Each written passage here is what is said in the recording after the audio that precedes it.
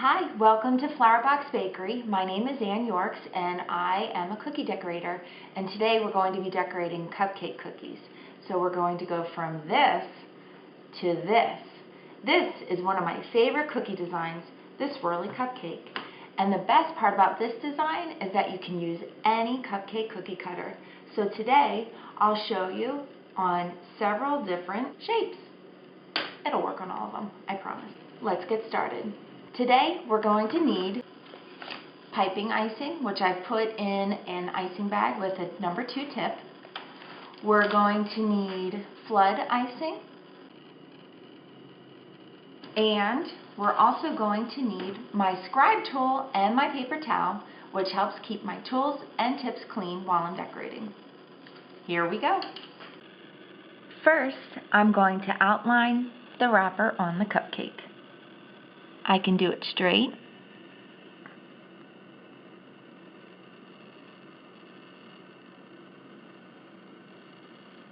or I can add a little wave to the wrapper.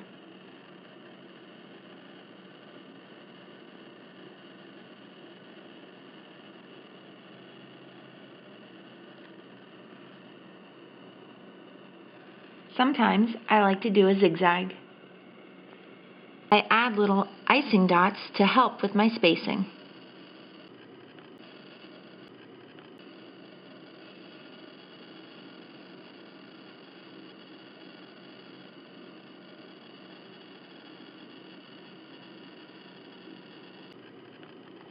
I'm going to do the rest of the tray.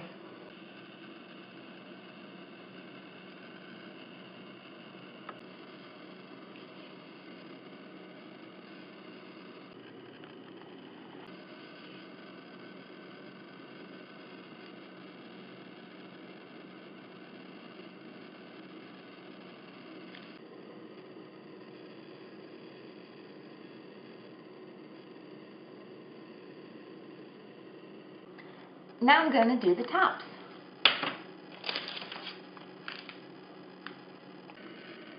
Again, I'm outlining the edge of the cookie with pink piped icing.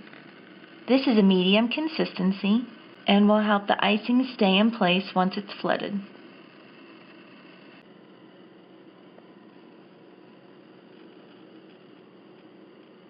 You might notice that when I'm outlining the cookie, I'm holding it with my right hand. I'm right-handed while I'm squeezing, and I have one finger on the coupler. And that's just to help me keep the tip steady. Lots of people do it one-handed, but I'm not that steady, so I have my finger on there just to keep me extra still. Okay, I have the cupcake wrappers and the tops of the cupcakes outlined, and I'm ready to start flooding. And in this cookie, there is a wet-on-wet technique that actually creates the pattern on the wrapper and in the icing. And wet-on-wet means that I'm using the flood consistency of the icing, which is about a 10-second royal icing, to create the pattern. So I'll show you how to do that. It's real easy. I'm going to start first with my aqua flood icing, and I'm going to use the bump and wiggle technique. So I just bump it up against the outline of the cookie and squeeze and outline the wrapper, and then I fill it in. Next, just to make sure everything is even, I'm going to wiggle the icing, tap it over the outline, and pop any air bubbles I might see. Because I'm using wet on wet, I like to do 3 cookies at one time. So I'll flood 3, and then I'll go back and add the details. I like to do 3 at a time because if you flood right away and then flood the details on top, I feel like the details get a little blurry. But that little short time while the cookies are being decorated allows the icing to set just enough to hold the pattern exactly the way I like it.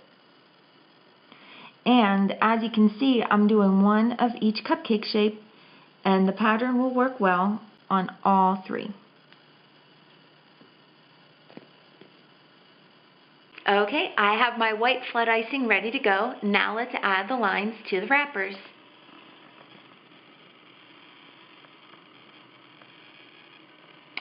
I like to add some straight lines, some dots and lines, just to add a little interest. to the wrapper design, and I change it up as I go. Just like snowflakes, not one is exactly the same.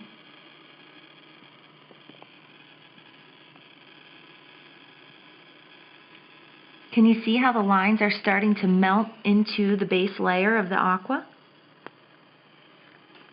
If you're one of those people that likes things to be even, I suggest adding a middle line and 2 end lines, and then you can add 2 lines in the middle.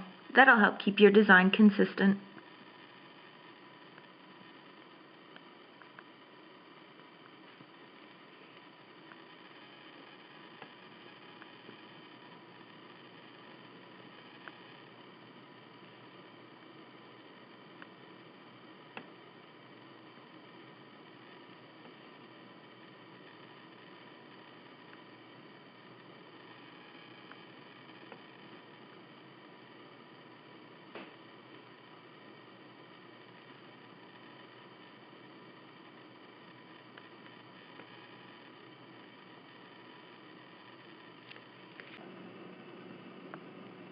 So now that the wrappers are done, we need to go from this to this. This is the fun part. Again, I'm going to use the wet on wet technique.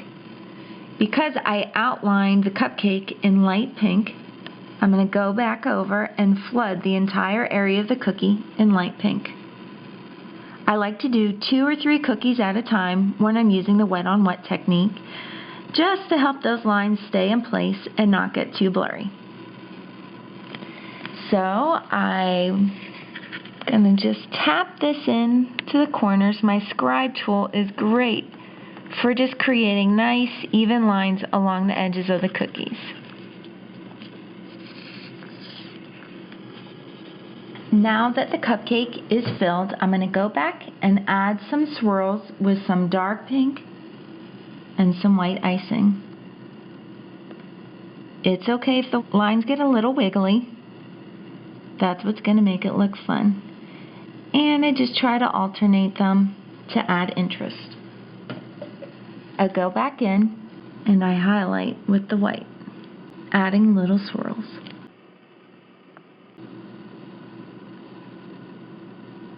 It's okay if the lines overlap. It'll just look like real swirly icing.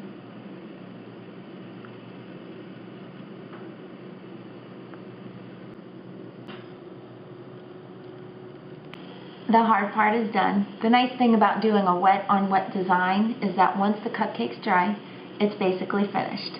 All I need to do is, of course, add the cherry on top. I'm going to add a heart-shaped cherry. And how I do this is I squeeze with a lot of pressure and then release and drag down, almost like a teardrop. And then I do it again on the other side. Squeeze, release, and drag. And the heart is finished.